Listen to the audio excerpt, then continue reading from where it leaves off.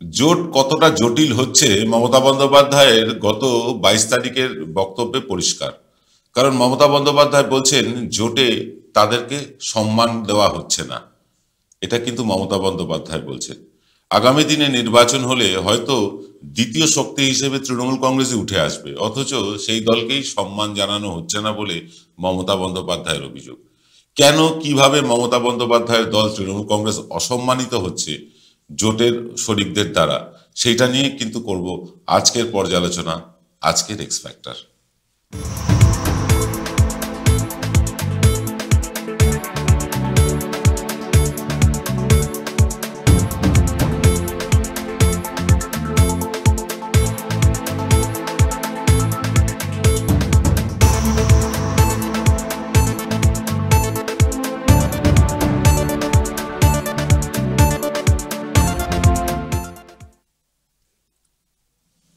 নমস্কার, আদাব। আমি আপনাদের প্রবীর বিশ্বাস। আপনারা দেখছেন প্রত্যেক দিনের অভ্যেস মতো বিশ্বজোড়া বাঙালির আওয়াজ এনকে ডিজিটালের অনুষ্ঠান এক্স ফ্যাক্টর।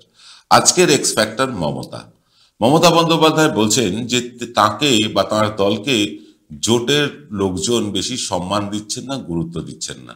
কেন এ কথা বলছেন? মমতা বন্দ্যোপাধ্যায়ের কথা গুরুত্ব কিন্তু জোটের ক্ষেত্রে অপরিসীম, এটা জোটের সব শরিকেরাই জানে। কংগ্রেস যদি সর্বাধিক আসন পায় জোটের মধ্যে, তার পরের আসনই পেতে চলেছে তৃণমূল কংগ্রেস, এটা সকলেই জানেন।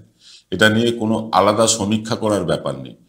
কিন্তু মমতা বন্দ্যোপাধ্যায় বলছেন তাদের নাকি সম্মান দেওয়া হচ্ছে না। কিভাবে? আমরা ফিরে দেখব সেটাই। দেখুন, মমতা বন্দ্যোপাধ্যায় জোটের অন্যতম শরিক, এ নিয়ে ভুল নেই। ইন্ডিয়া জোটের নাম তিনি দিয়েছেন, তিনি সেটা ঘোষণা করেছেন নিজেই 22 তারিখে। তারপরেও জোটে তাদের সম্মান জুটছে না। কেন জুটছে না? কি কারণে? এই যে ধরুন, পশ্চিমবাংলায় থেকে অধীর চৌধুরী যে ধরনের বক্তব্য রাখছেন, সেটা নিশ্চয়ই মানে জোটের ধর্ম পালন করছে না, জোটের ধর্মবাহী নয়। কারণ তিনি জোট করবেন তৃণমূলের সাথে, তার দল চাইছে তৃণমূলের সাথে জোট হোক, আর তিনি ক্রমাগত তৃণমূলের বিরোধিতা করে যাবেন, এটা তো তৃণমূলের পক্ষে মেনে নেওয়াও কষ্টকর। এখনো পর্যন্ত তৃণমূলের মুখ থেকে আমরা কংগ্রেস বিরোধী কোনো মন্তব্য শুনিনি, কিন্তু লাগাতার অধীর চৌধুরীর মুখ থেকে তৃণমূল কংগ্রেস বিরোধী মন্তব্য শুনে আসছি। এবং শুধু তাই না, তিনি রাষ্ট্রপতি শাসন পর্যন্ত চেয়ে বসেছেন দেশে, রাজ্যে। এইরকম একটা অবস্থা। যে রাষ্ট্রপতি শাসনের বিরোধী কংগ্রেস, সেই কংগ্রেসের একজন নেতা তিনি রাষ্ট্রপতি শাসন চেয়ে বসছেন। 8টা আসন চাই তাদের। 2টো আসনে কোনো রকমে তারা জিতেছিলেন, কোনো রকমে। এবার চাই তাদের 8টা আসন। শুধু এখানে এটা বলেই ক্ষান্ত হননি অধীর চৌধুরী। তিনি বলছেন দক্ষিণবঙ্গ থেকেও তার আসন চাই। ভাবুন, দক্ষিণবঙ্গে যেখানে 2.5%, 3% ভোটও নেই কংগ্রেসের, সেখানেও তারা আসন চাইছে। কেন বলছেন অধীর চৌধুরী? কারণ একটাই, অধীর চৌধুরী জোটটা চাইছেন না। জোট চাইলে তিনি নিশ্চয়ই 8টা আসন চাইতেন না। তার বাস্তবতা বুঝতেন, তার নিজের অভিজ্ঞতা বুঝতেন, বা নিজের ক্ষমতা বুঝতেন। যেখানে 2টো আসনে কোনো রকমে টেনে টুনে তারা জিতেছিলেন, সেই 2টো আসন তাদের ধরে রাখা এবার মুশকিল। তারপরেও তারা 8টা আসন চাইছেন, তার মানে তারা জোট চাইছেন না, পরিষ্কার কথা। আর দক্ষিণবঙ্গে তারা আসন চাইছেন, তার মানে এটাই যে আমরা জোট চাই না। কারণ দক্ষিণবঙ্গে তৃণমূল কংগ্রেস সবার থেকে বেশি শক্তিশালী। উত্তরবঙ্গে তাদের দুর্বলতা আছে ঠিকই, কিন্তু দক্ষিণবঙ্গে তাদের শক্তি নিয়ে কোনো প্রশ্নই নেই। তো এই রকম অবস্থায় তিনি জোট চাইছেন, এবং জোটের মধ্যে থেকে তিনি 8টা আসন চাইছেন, আবার দক্ষিণবঙ্গেও আসন চাইছেন। এসবের মানেই হচ্ছে যে আমরা এসব চাই না, জোট ফোট চাই না। তিনি সিপিএম এর সাথে গাঁটছড়া বাড়তে বেশি আগ্রহী। ওদিকে মমতা বন্দ্যোপাধ্যায় বলেই দিয়েছেন সিপিএম এর সাথে কোনো জোট নয়। কারণ সিপিএম এর দীর্ঘ 34 বছরের ইতিহাস মানুষ এখনো ভোলেনি। এই যে 34 বছর ধরে, হ্যাঁ, প্রথম 10-12 বছর ভালোই ডেভেলপমেন্ট হয়েছিল, উন্নয়ন হয়েছিল, অনেক রকম মানব দরদি কাজ তারা করেছিলেন। কিন্তু তারপরে 12-13 বছর পর থেকে আমরা আক্রমণাত্মক সিপিএম কে দেখলাম, যেখানে তারা লাঙল যার জমি তার, এই স্লোগান যারা দিয়েছিল, তারাই লাঙলওয়ালাদের জমি কেড়ে তারা কিন্তু শিল্পপতিদের দিতে চাইলেন। আর এখান থেকেই মমতা বন্দ্যোপাধ্যায়ের উত্থান হলো পশ্চিমবাংলায়। এবং সেই পশ্চিমবাংলায় যে মমতা বন্দ্যোপাধ্যায় যে ভিত্তি যারা, যেই কৃষি জমি রক্ষার পক্ষে যারা, কৃষি জমি মালিক যারা, তারা তো মূলত মমতা বন্দ্যোপাধ্যায়ের ভোটার। তারাই কিন্তু বিপক্ষে চলে যাবেন। কারণ যে সিপিএম তাদের উপর অত্যাচার করেছিল, ধান কেটে নিয়ে গিয়েছিল, ফসলের জমিতে পতাকা পুঁতে দিয়ে সেই ফসল কেটে নিয়ে গিয়েছিল, পুকুরে মাছ চাষ করলে সেখানে বিষ ছড়িয়ে দেওয়া হয়েছিল রাতের অন্ধকারে, সেই সিপিএম এর সাথে গাঁটছড়া বাঁধলে তৃণমূলের ভোট পড়বে, এটা মমতা বন্দ্যোপাধ্যায় জানেন। কিন্তু এবার ঘটনাটা হচ্ছে যে মমতা বন্দ্যোপাধ্যায় সিপিএম এর সাথে জোট করবেন, এটা ঠিক আছে, এটা মেনে নেওয়া যাচ্ছে, কিন্তু মমতা বন্দ্যোপাধ্যায় কংগ্রেসের সাথে জোট করবেন না বা আগ্রহী নন, এটা কিন্তু তার কোনো কথাতে এখনো পর্যন্ত প্রকাশিত হয়নি। কিন্তু লাগাতার একতরফাভাবে অধীর চৌধুরী তৃণমূল বিরোধী বয়ান দিয়ে যাচ্ছেন, তৃণমূল বিরোধী লাগাতার বয়ান দিচ্ছেন। এর আগেও আমরা আলোচনা করেছি এ নিয়ে। কিন্তু এই তৃণমূল বিরোধী বয়ান দেওয়ার পেছনে তার কারণ হচ্ছে, তার পেছনে উস্কানি হচ্ছে সিপিআইএম। সিপিআইএম তাকে অক্সিজেন দিচ্ছে, বহরমপুর আসনে তাকে সিপিআইএমই নাকি জিতিয়ে দেবে। গতবার খুব কম মার্জিনে জিতেছিলেন, এবার কিন্তু তার মার্জিন কমবে বা তিনি হেরেও যেতে পারেন, এমন একটা পরিস্থিতি তৈরি হয়েছে। সেখানে তৃণমূলের হাত ধরলে তিনি হয়তো আসামটা বাঁচিয়ে রাখতে পারতেন, কিন্তু তৃণমূলের হাত না ধরলে শুধু বিজেপি আর সিপিএম এর অক্সিজেন দিয়ে কংগ্রেসের কিন্তু অধীর গড় থাকবে বলে মনে হচ্ছে না। জানি না ভবিষ্যতে কি পরিবর্তন হবে না হবে, কিন্তু একটা কথা ঠিক যে অধীর চৌধুরী এই কথাগুলো কি বেমালুম নিজে থেকেই বলে দিচ্ছেন? না, আমার অন্তত সেটা বিশ্বাস হয় না। কারণ যদি রাহুল গান্ধীর সবুজ সংকেত না পাওয়া যায় বা কংগ্রেস থেকে সবুজ সংকেত না পাওয়া যায়, অধীর চৌধুরীর ক্ষমতা নেই এ ধরনের জোট বিরোধী মন্তব্য করার। তা তিনি করছেন, তার মানে তার উপরতলা থেকে, হাইকমান্ড থেকে তার প্রতি একটা প্রচ্ছন্ন মদত আছে। আর মদত কেন পাচ্ছেন তারা? রাহুল গান্ধীর প্রধান পৃষ্ঠপোষক হচ্ছেন সীতারাম ইয়েচুরি।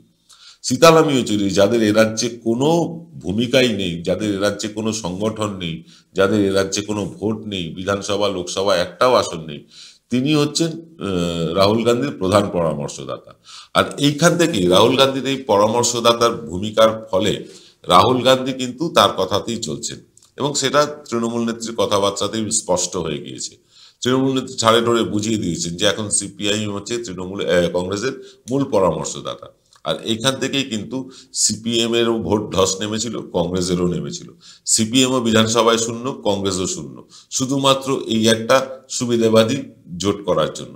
কারণ আপনারা জানেন সিপিএম এর সময় কংগ্রেসের কত লোক মারা গিয়েছিল, কত মানুষকে তারা খুন করেছিল সিপিএম তাদের জমানায়, বলা হয় প্রায় 50-55 হাজার। সেই সিপিএম এর সাথে জোট বাঁধলে যারা কংগ্রেসের লোক তারা মেনে নেবেন কেন? সেই কংগ্রেসের সাথে জোট বাঁধলে সিপিএম এর লোকেরা মেনে নেবেন কেন?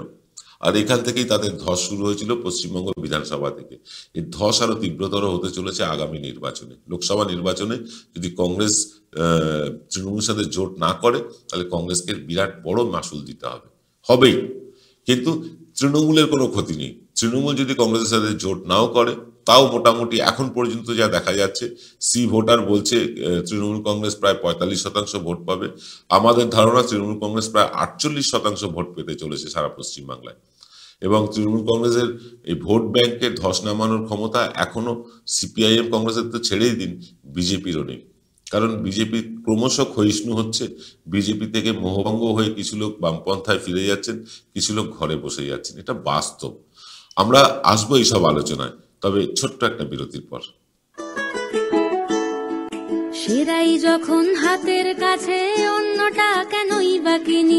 আজ বাঙালির ঘরে ঘরে একটাই নাম সুন্দরিনী, সুন্দরিনী, সুন্দরিনী, সুন্দরিনী, সুন্দরিনী।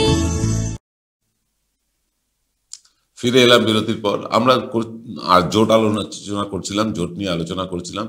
জোটের প্রধান অন্তরায় কিন্তু এখন দেখা যাচ্ছে অধীর চৌধুরী পশ্চিমবাংলার ক্ষেত্রে।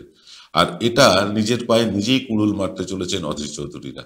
যদি অধীর চৌধুরী সিপিএম এর সাথে জোটবদ্ধভাবে লড়েন এবং তৃণমূল কংগ্রেসের সাথে না লড়েন বিজেপির বিরুদ্ধে, তাহলে কিন্তু আলটিমেটলি পশ্চিমবঙ্গের মানুষের কাছে এবং সারা ভারতবর্ষে একটা বার্তা যাবে, কংগ্রেসই চাইছে সুবিধে করে দিতে যাতে বিজেপি আগামী ভোটে জিতে যায়। এবং রাহুল গান্ধী যতই পদযাত্রা করুন, আমরা দেখেছি সিপিএম এর বড় বড় মিছিল দেখলাম, মিটিং দেখলাম, সাম্প্রতিককালে ব্রিগেড দেখলাম। এই ব্রিগেড দিয়ে বা এই মিছিল দিয়ে কিন্তু ভোট হয় না, ভোট হয় সংগঠন দিয়ে। আর যে সংগঠনটা কংগ্রেসেরও নেই, সিপিআইএম এরও নেই, বিজেপির তো নেই, ছেড়েই দিন। বিজেপির কিছু হুজুগের ভোট আছে, রামের নামে কিছু লোক ভোট দেবে, মোদিজির নামে কিছু লোক ভোট দেবে, বিজেপির আইডিওলজি দেখে ভোট দেবে এমন মানুষের সংখ্যা 5 থেকে 6%। বাকিটা হুজুগ। যাকে সেসব কথা আমরা আলোচনা করতে চাই না, কিন্তু আমরা যেটা বলতে চাই যে যদি জোট কোনো কারণে না হয় এবং যেটা সিপিআইএম এর সীতারাম ইয়েচুরি চাইছেন তৃণমূল কংগ্রেসকে ইন্ডিয়া জোট থেকে সরিয়ে দিতে, তাতে তিনি যদি সক্ষম হন তাহলে সারা ভারতবর্ষে ভিলেনের ভূমিকায় দেখা যাবে এই সীতারাম ইয়েচুরি রাহুল গান্ধীকে। রাহুল গান্ধীর এখনো সময় আছে, তিনি তৃণমূল নেত্রীর সাথে বসুন, 8টা চাইছেন সেখানে হয়তো 3টে 4টেতে রফা করুন, রফা করে লড়ুন। আপনাদের সক্ষমতা আপনারাও জানেন, কংগ্রেসের যে সক্ষমতা, কংগ্রেসের যে বর্তমান সাংগঠনিক অবস্থান, সেখান থেকে কংগ্রেসের 2টো সিট পাওয়াই খুব কষ্টকর হয়ে যাচ্ছে। তারা 8টা আসন চাইছেন, দক্ষিণবঙ্গে আসন চাইছেন। এইসব আলফাল যুক্তি বন্ধ করতে হবে, এবং যদি বন্ধ করতে পারেন, যদি আলটিমেটলি সত্যিই জোটটা হয়, তাহলে কিন্তু পশ্চিমবাংলায় বিজেপি বিহারের মতোই ওয়াশ আউট হয়ে যাবে। কারণ উত্তরবঙ্গে কংগ্রেসের কিছু ভোট আছে, তৃণমূলের কিছু আছে। আমরা পরিসংখ্যান দিয়ে আগে দেখিয়েছি আপনাদেরকে যে তৃণমূল কংগ্রেস এবং কংগ্রেসের জোট হলে বহু জায়গায় বিজেপি প্রার্থী কিন্তু হেরে যাবে। এই দুটো ভোট যদি একত্রিত হয়, বিজেপি প্রার্থী হেরে যাওয়ার সম্ভাবনা প্রচুর। আমরা আমাদের চ্যানেলে বিজ্ঞাপন দিতে বাধ্য হয়েছি। আপনারা যে পাশে বিজ্ঞাপনটি দেখছেন, এই বিজ্ঞাপনটি দিতে আপনাদের খরচা লাগে মাসে 500 টাকা, আর নিচের বিজ্ঞাপনটি দিতে খরচ হয় মাসে 300 টাকা। আপনারা পাশে এসে দাঁড়ান, কিছু বিজ্ঞাপন আমাদেরও দিন, আপনার সংস্থারও প্রচার হবে, আমাদের চ্যানেল দুটোও বেঁচে যাবে। আর যারা আমাদের অর্থনৈতিকভাবে পাশে এসে থাকতে চান, তাদেরকে আমরা আগেও বলেছি, আপনারা ফোন করুন আমাদের 9830075869 এই নাম্বারে। আবার বলছি 9830075869 নাম্বারে।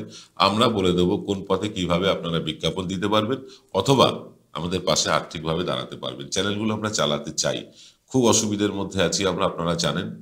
আমাদের যা ইনফ্রাস্ট্রাকচার, আমাদের যা খরচ, বা এত লোকের চালানোর যে একটা বিরাট লটবহর আছে, সেটা চালানো একটু দুষ্কর আমাদের পক্ষে। আপনাদের সহায়তা না পেলে আমরা চালাতে পারছি না।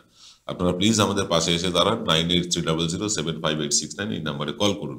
হ্যাঁ, অনুষ্ঠানের শেষে একদম একটা কথাই বলবো, যদি পশ্চিমবাংলায় জোট না হয়, তাহলে নিশ্চিতভাবে জানুন কংগ্রেস এবং সিপিএম তারা শূন্যতে চলেই গেছে। এবার তাদের ভোট শতাংশও কমে যাবে। সিপিএম এর কিছু ভোট বাড়লেও কংগ্রেস কিন্তু একদম শূন্য হয়ে যাবে।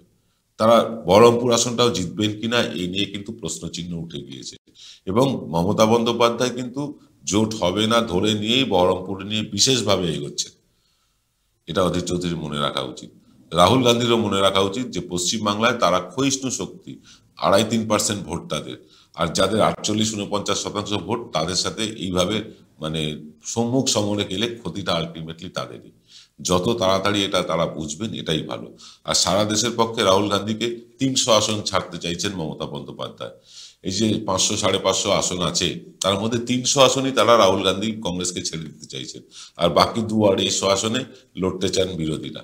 সেটাও যদি মেনে নিতে না পারে কংগ্রেস, তাহলে বিহারে যা হয়েছিল বিধানসভা নির্বাচনে, কংগ্রেসের একই অবস্থা হতে চলেছে আগামী নির্বাচনও, এবং হাসতে হাসতে নরেন্দ্র মোদী তৃতীয়বারের জন্য ক্ষমতায় আসবেন। আজকের এপিসোড কেমন লাগলো লিখে জানাতে ভুলবেন না, কমেন্ট করতে ভুলবেন না। চ্যানেলটা যারা সাবস্ক্রাইব করেনি এখনো, তারা দয়া করে সাবস্ক্রাইব করে দেবেন। ভিডিওটি ভালো লাগলে লাইক এবং শেয়ার করে আমাদের ধন্য করবেন। আজ এই পর্যন্ত, সকলে ভালো থাকুন, নমস্কার।